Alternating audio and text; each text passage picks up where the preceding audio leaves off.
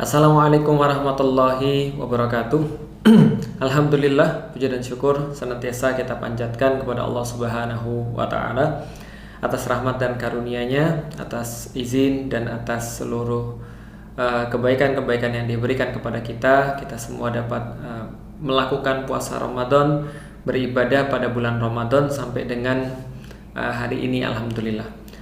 Teman-teman sekalian, beberapa waktu lagi insya Allah akan buka puasa. Karena itu saya ingin sedikit sharing singkat kepada teman-teman sekalian yang ada di platform manapun di sosial media, terutama juga yang ada di YouTube. Kita coba akan membahas sedikit tentang bagaimana agar kita itu senantiasa bersemangat di dalam kehidupan. Karena salah satu kunci agar kita bersemangat dalam kehidupan, teman-teman sekalian, adalah kita meyakini tentang masa depan. Kita meyakini tentang future, tentang apapun yang ada di depan masa. Saya sedikit ingin cerita teman-teman sekalian kenapa saya membahas tentang hal ini. Alhamdulillah, salah satu hari yang berarti pada hidup saya adalah banyak sih hari-hari yang berarti dalam hidup saya, momen-momen yang paling saya ingat di dalam hidup saya. Tapi beberapa momen yang saya ingat dalam hidup saya, misalnya yang paling berharga adalah ketika saya masuk Islam. Itu adalah momen-momen terbaik dalam hidup. Salah satunya adalah ketika saya menerima Islam, saya memeluk agama Islam, menjadi seorang Muslim. Itu adalah momen yang pertama. Momen yang kedua yang paling saya ingat, yang paling berbahagia di dalam hidup saya, itu adalah ketika saya bisa untuk menikah dan punya istri, ya gitu ya, berkeluarga dengan Ummu Alila. Itu adalah momen kedua yang saya rasa terbaik di dalam hidup saya. Dan momen yang ketiga adalah ketika saya menyaksikan anak-anak saya itu dilahirkan. Itu momen ketiga yang paling bahagia dalam hidup saya. Jadi kalau misalnya disingkat, pertama adalah masuk Islam, yang kedua adalah menikah, yang ketiga adalah ketika mendapatkan anak. Itu momen yang terbaik. Dan di antara momen-momen itu, teman-teman sekalian, termasuk momen yang paling saya merasakan bahagia itu baru-baru ini, kemarin, pada hari apa tuh ya, hari Sabtu kemarin, hari Sabtu tanggal 1 April 2023. Itu salah satu momen yang paling bahagia dalam hidup saya ketika saya hadir di satu acara Khatmul Quran. Jadi acara semacam kayak ini, semacam kayak apresiasi, acara tahadus binikmah. Sebagaimana juga pada hari ini saya pengen tahadus binikmah, menceritakan kenikmatan kepada teman-teman sekalian. Pada tanggal 1 itu anak saya yang pertama, Alila, itu ikut acara Khatmul Quran. Jadi semacam kayak acara berbagi nikmat setelah selesai menghafalkan 30 juz. Nah, disitulah kemudian saya merasa Masya Allah, sejak dari awal hingga akhir acara itu sulit banget bagi saya untuk menahan rasa haru, rasa khidmat, rasa bahagia, merasa bersyukur pada Allah, semuanya campur jadi satu. Dan dari awal sampai akhir acara itu sulit banget saya nahan nangis karena berbahagia gitu kan ya. Dan teman-teman tahu nangis itu kan ada dua ya. Ada nangis, ada air mata panas, ada air mata dingin kata orang. Kalau air mata panas itu biasanya kita lagi sedih. Kalau air mata dingin atau air mata yang menyejukkan, itu biasanya adalah air mata yang keluar ketika kita lagi berbahagia. Nah, pada saat itu saya nggak bisa nahan nangis dari awal sampai akhir acara. Kenapa? Karena saya merasa bahwa ya gimana ya, berbahagia banget menjadi seorang ayah, menjadi seorang orang tua yang anaknya menyelesaikan hafalan 30 juz. Itu Masya Allah, yang mungkin gak pernah bisa dilakukan oleh orang tuanya, atau mungkin orang tuanya gak berkesempatan bisa untuk pesantren, bisa untuk khusus menghafalkan Al-Quran. Dan saking kemudian saya merasa, ya Allah, ini saya punya anak yang bisa menghafalkan ayat-ayat-Mu ya Allah, lengkap 30 juz ya Allah. Meskipun mungkin masih perlu banyak sekali penyesuaian ke depan, kita merasa sangat bersyukur banget ya Allah. Karena jangankan gini loh teman-teman sekalian, kalau kita berbicara tentang Al-Quran, itu kan kita jangankan berbicara tentang Al-Quran, kita bicara bahwa orang-orang tertentu saja kayak saya tuh cuma mendapatkan barokah dari satu ayat Al-Quran. Dari satu ayat Al-Quran itu saya masuk Islam.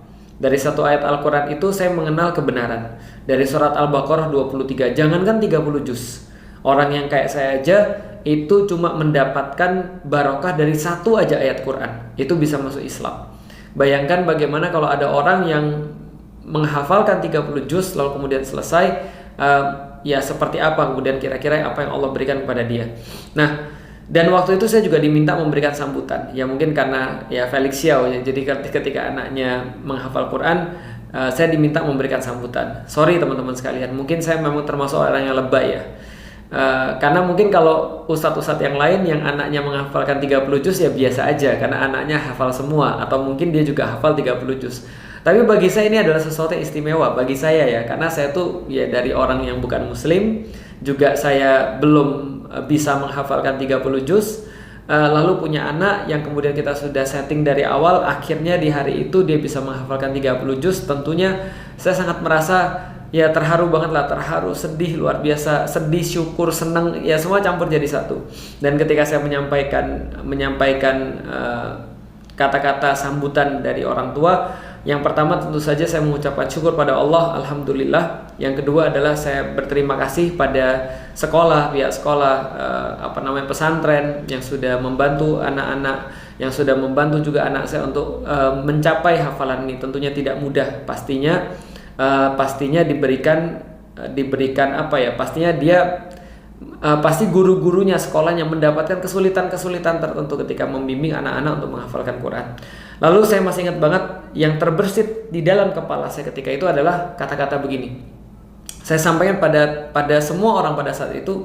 Saya bilang gini, yang terlintas pada benak saya ketika anak saya menghafalkan Quran, teman-teman sekalian, adalah hadis dari Rasulullah Shallallahu Alaihi Wasallam. Bahwasanya Rasulullah Shallallahu Alaihi Wasallam bersabda, kebahagiaan orang berpuasa itu ada dua. Jadi kata Rasulullah, kebahagiaan orang berpuasa itu ada dua.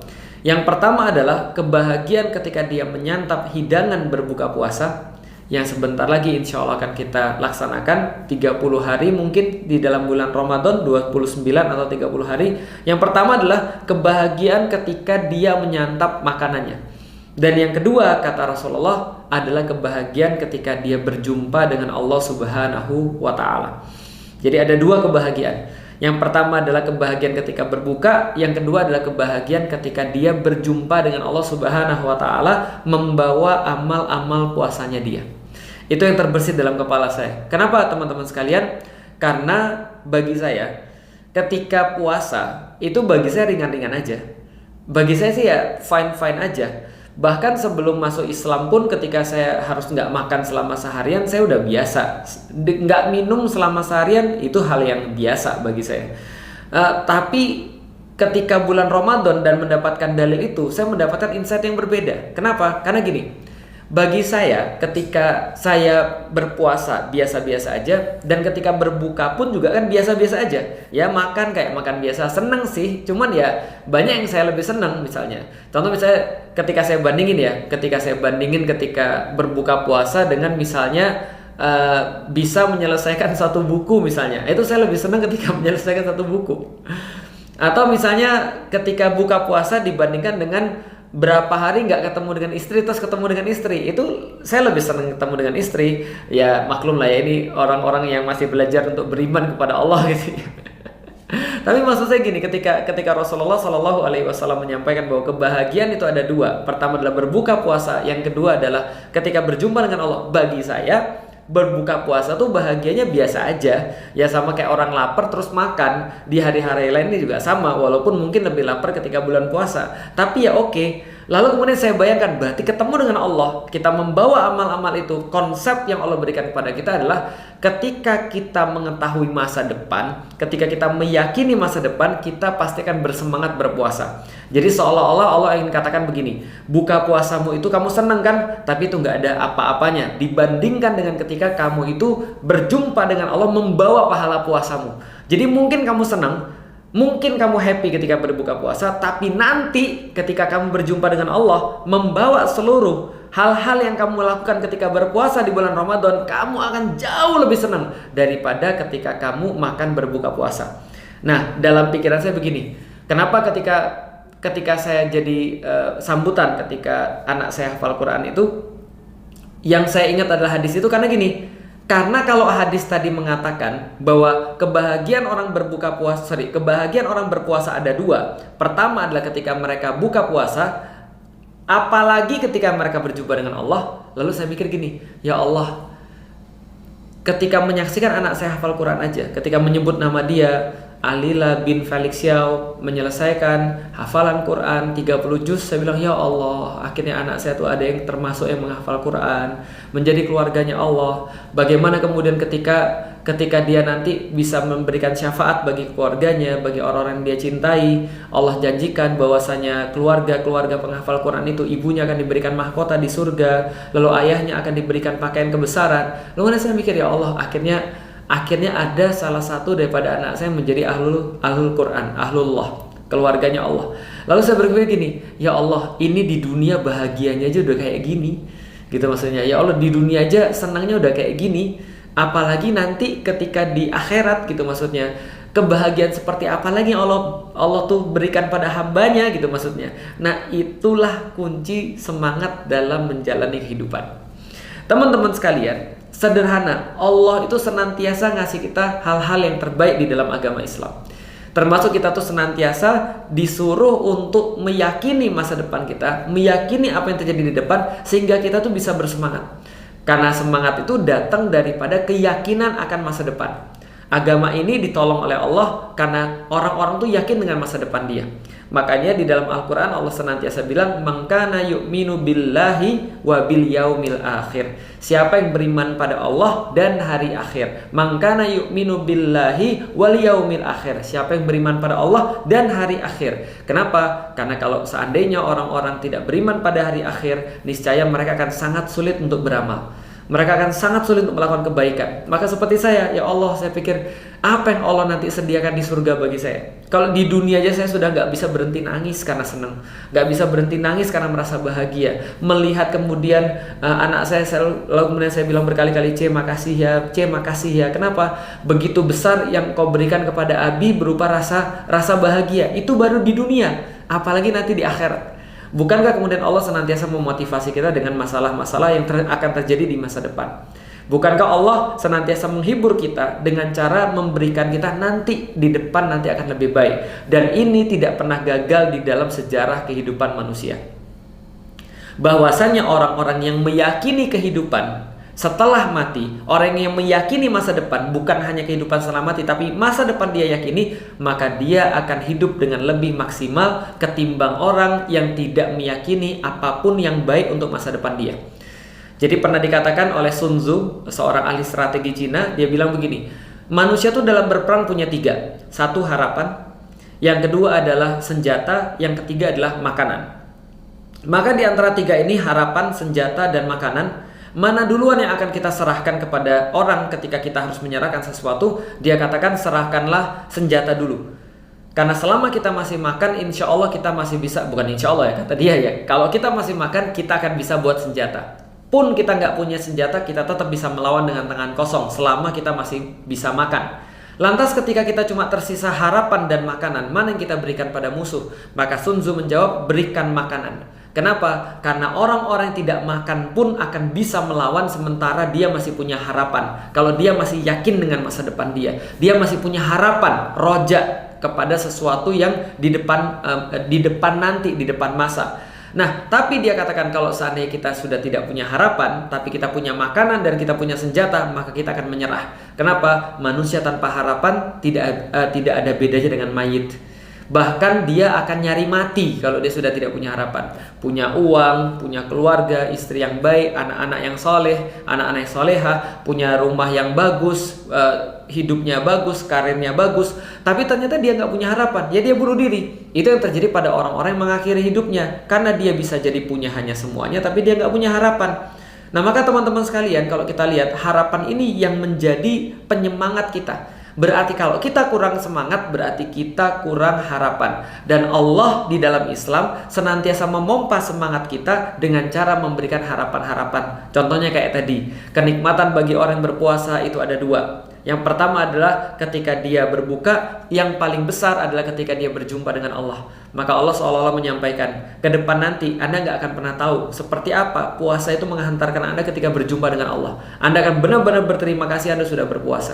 Anda benar-benar akan bersyukur Anda sudah melakukan puasa walaupun panas, walaupun kerja keras, walaupun aus banget, tapi Anda akan berterima kasih. Kenapa? Buka puasa tuh nggak ada apa-apanya dibandingkan ketika Anda berjumpa dengan Allah. Itu maksudnya Allah.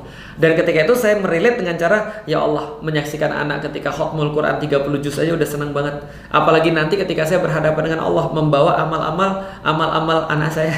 Karena amal bapaknya nggak cukup. Gitu. Bagaimana kebahagiaan kita ya Allah? Dan Allah senantiasa memotivasi hamba-hambanya dengan cara seperti itu. Misal Rasulullah Shallallahu Alaihi Wasallam memotivasi sahabat, membuat semangat sahabat dalam kehidupan dunia, dan juga mengejar yang terbaik dalam ibadah kepada Allah dengan cara memberi sahabat-sahabat itu harapan. Misal suatu waktu Rasul pernah ngajak mereka untuk ngumpul, lalu Rasul katakan, tidaklah kebahagiaan di dunia ini yang Allah sediakan dan Allah bagi pada seluruh hamba-hamba Allah di dunia. Manusia semuanya berkumpul di dunia itu, tidaklah semua kebahagiaan yang dibagi pada seluruh hamba-hamba dari zaman Adam sampai dengan zaman manusia yang terakhir, tidaklah kecuali hanya seperti Anda menyelupkan tangan Anda ke dalam lautan. Jadi tangan dicelup ke dalam lautan, kemudian angkatlah tangan itu, maka Rasul katakan perhatikan berapa banyak yang diambil oleh satu jari itu.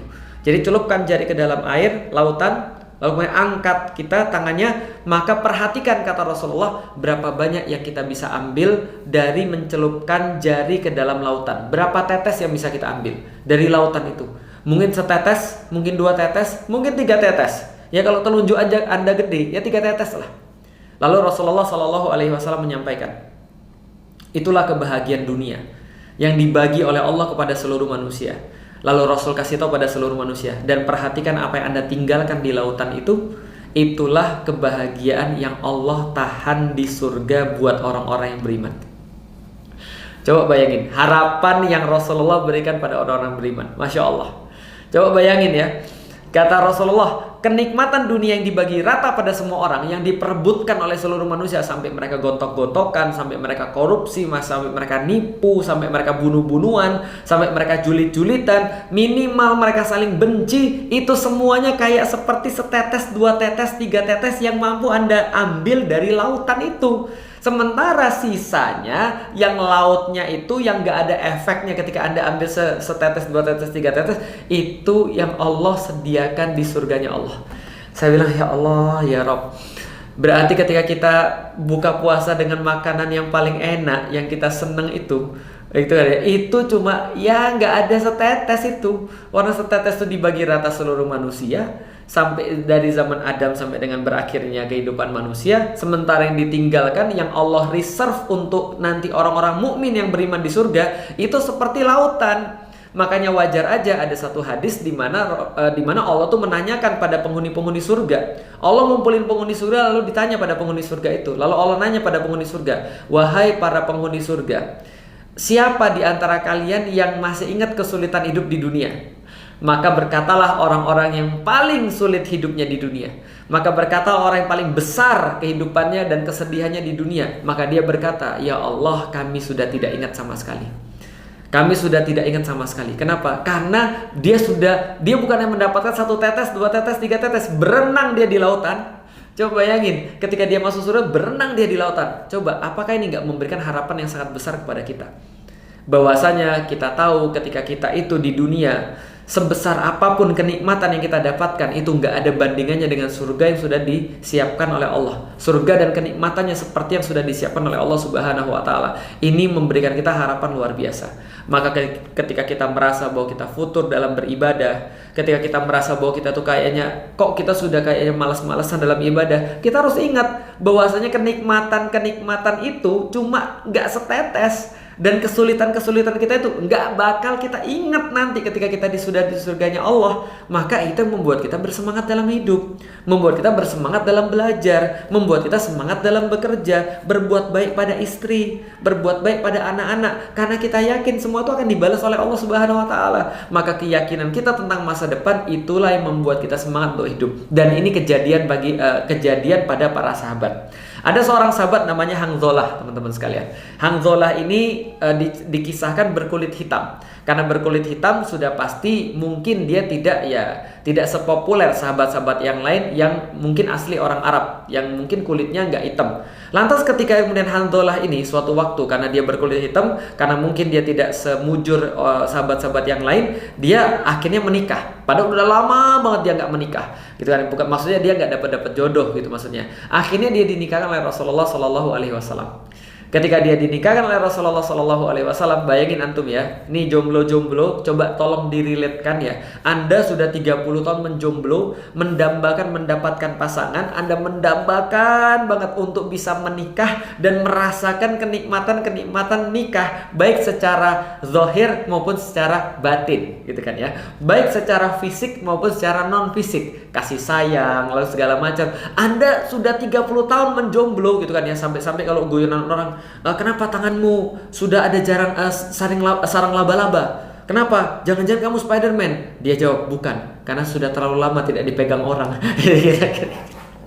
Jadi bayangkan antum ya, antum udah jomblo lama ya, lalu kemudian antum belum menikah, tiba-tiba setelah 30 tahun menjomblo, menahan rasa, tiba-tiba antum menikah. Cowok-cowok nih, coba relatein, atau cewek-cewek coba relatein. Ketika Hanzalah ini menikah, sudah lama sekali dia belum menikah, akhirnya dia menikah. Setelah menikah, teman-teman sekalian, tentu saja dia melakukan ya kewajiban dia sebagai seorang suami dan sebagaimana layaknya orang yang menikah. Kira-kira enak atau enggak? Ya enak lah, gitu kan ya. Luar biasa tuh, akhirnya setelah 30 tahun ya, mendapatkan kenikmatan luar biasa ketika menikah. Masya Allah, yang gak usah saya jelasin ya. Tiba-tiba ketika dia sedang malam pertama, berkumandanglah seruan jihad.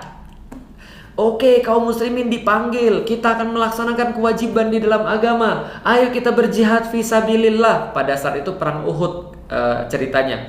Ketika Hanzalah mendengarkan seruan jihad, ketika dia berada di kamar pengantinnya melakukan aktivitas sebagai seorang suami pada malam pertama, begitu dia mendengarkan jihad, dia langsung loncat dari kasurnya.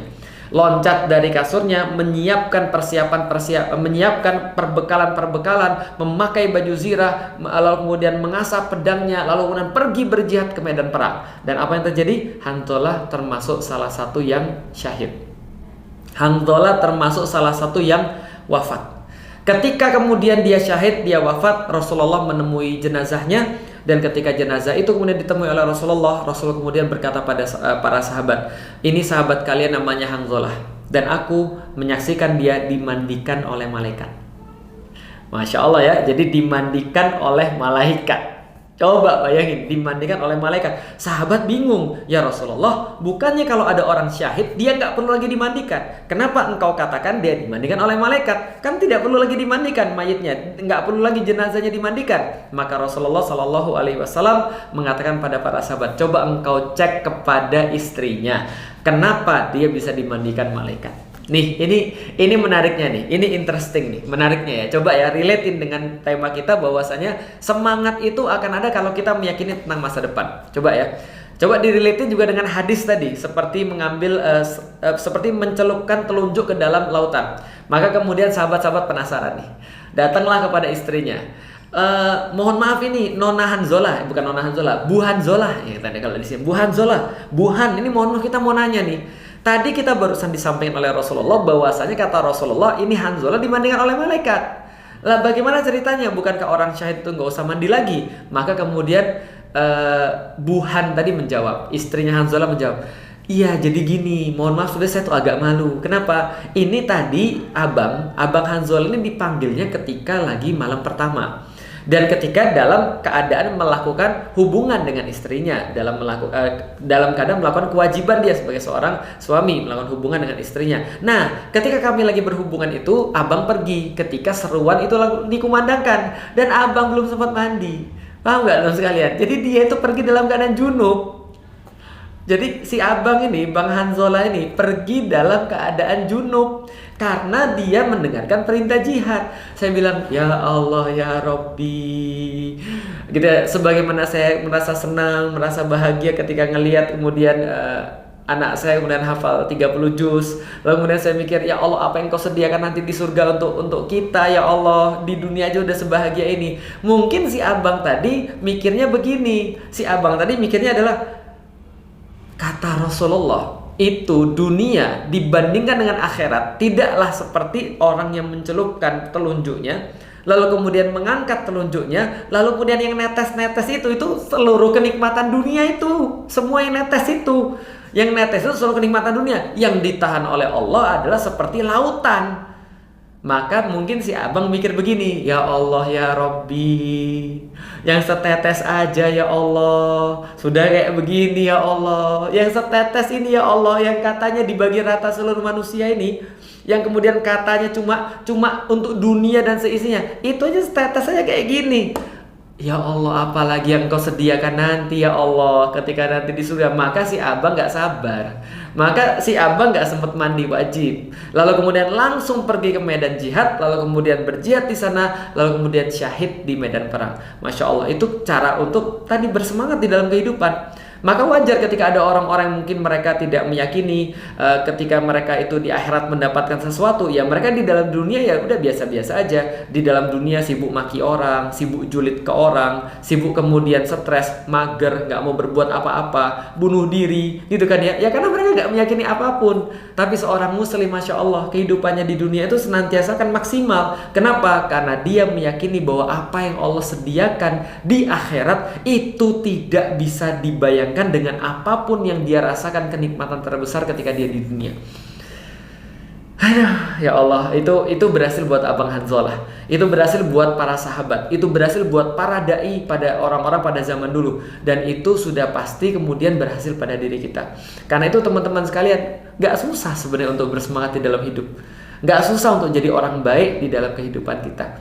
Gak susah untuk menjadi orang yang bersemangat di dalam beribadah, bersemangat di dalam melakukan kebaikan-kebaikan. Gak sulit. Yang kita perlu lakukan hanyalah meyakini bahwasanya ada balasan-balasan yang terbaik. Ada masa depan yang Allah janjikan bagi kita. Masa depan yang terbaik ketika kita bermaksimal di dalam kebaikan-kebaikan, ketika kita memaksimalkan di dalam ketaatan. Dan tidak sulit bagi kita untuk menjauhi hal-hal yang buruk kalau seandainya kita yakin bahwasanya setiap perbuatan-perbuatan buruk kita itu akan dipertanggungjawabkan, akan dijadikan sebagai kayu-kayu bakar, akan dijadikan oleh Allah sebagai batu-batu yang kemudian menyala, yang akan kemudian mengazab diri kita, yang akan kemudian menyakiti kita. Maka kita, kalau kita yakin bahwasanya surga ada, bahwasanya neraka ada, bahwasanya balasan-balasan atas perbuatan terbaik itu ada, bahwasanya balasan-balasan adalah perbuatan buruk itu juga ada, kita kan semakin untuk maksimal di dalam kehidupan kita. Dan itulah teman-teman sekalian kunci untuk senantiasa bersemangat dalam kehidupan. Coba cari, banyak sekali dalil-dalil di dalam Al-Quran ketika Allah dan Rasul mengajarkan kepada kita seperti apa cara kita punya semangat. Kalau di dunia aja begini, apalagi nanti di akhirat. Sebagaimana misalnya ada ucapan salah seorang ulama untuk menyemangati seseorang untuk menghafalkan Quran. Dia katakan begini, coba lihat, kamu menghafalkan Quran, seperti apa kemudian Allah itu bangga dengan para penghafal Quran. Kalau seandainya quotes-nya Felix Xiao aja orang kemudian catat atau orang ingat, atau saya dengar orang-orang ngomong gini, Felix Xiao pernah berkata begini, oh itu sudah bangga banget saya. Felix Xiao tuh pernah quotes-nya begini yang menarik, oh itu sudah bangga banget saya. Apalagi kemudian kalau misalnya itu baru quotes kita, itu diomongin orang. Coba bayangkan bagaimana Allah dengan para keluarganya para penghafal Quran. Ketika dia kemudian Allah itu mengetahui quotes-nya dia itu dibaca oleh kita, quotes-nya dia kita hafalkan, quotes-nya dia kita share kepada orang-orang yang lain. Maka itu salah satu cara tadi, harapan tentang masa depan. Kalau di dunia aja begini, apalagi nanti di akhirat. Maka tadi dari awal kita sudah bahas tentang tahadus binikmah. Mohon maaf mungkin saya agak lebay, karena memang ya inilah orang-orang yang lemah, hafalan Qurannya belum selesai-selesai. Ketika punya anak lalu kemudian sudah menghafalkan Quran, rasanya heboh banget. Doain kita teman-teman sekalian ini menjadi kebaikan bagi kita semuanya, menjadi semangat untuk bagi kita semuanya, bahwasanya kita bertahadus binikmah, bahwasanya Allah senantiasa menghibur hamba-hambanya dengan menjanjikan yang terbaik nanti di surganya Allah. Dan itu tidak pernah gagal untuk membuat orang-orang untuk bersemangat menjalani kehidupan dan bersemangat untuk melakukan apapun yang perlu dilakukan dalam kehidupan mereka. Baik teman-teman sekalian, ini yang bisa kita sampaikan. Kalau ada yang baik pasti berasal daripada Allah, kalau ada yang buruk pasti berasal daripada manusia. Dan insya Allah mudah-mudahan doain kita juga bisa untuk terus menyapa teman-teman sekalian di live kayak gini. Dan insya Allah juga akan kita rekam untuk kita sampaikan di YouTube dan live-nya di platform-platform yang teman-teman sekalian punya. Ada platform yang satu, ada platform yang warnanya ungu, dan ada platform yang warnanya warnanya hitam gitu ya, hitam terus ada notnya. Mudah-mudahan bermanfaat teman-teman sekalian. Sampai jumpa lagi. Mudah-mudahan Allah memberikan kita Ramadan yang terbaik pada tahun ini, dan Allah jadikan kita untuk bersemangat dalam kehidupan dan lebih bersemangat dalam mencari akhirat kita, sebagaimana yang Allah sampaikan, yang Rasul sampaikan dalam banyak hadis-hadis, dalam banyak kemudian ayat-ayat tentang yang tadi kita sebutkan, bahwasanya ada harapan-harapan yang terbaik yang Allah janjikan kepada kita. Berharap pada janji Allah itu memberikan kekuatan. Berharap pada manusia itu memberikan kekecewaan. Jadi kalau sama manusia mah santai aja, udah biarin aja manusia mah, gitu kan ya. Kalau kita berharap pada manusia, kita pasti akan kecewa. Nanti kalau kita berharap pada manusia, omongannya bikin sakit hati, pujiannya bikin kita untuk lalai. Tapi berharap sama Allah itu tidak akan pernah kecewa, tapi akan menjadi kekuatan di dalam diri kita. Terima kasih teman-teman sekalian, sampai ketemu lagi. Assalamualaikum warahmatullahi wabarakatuh.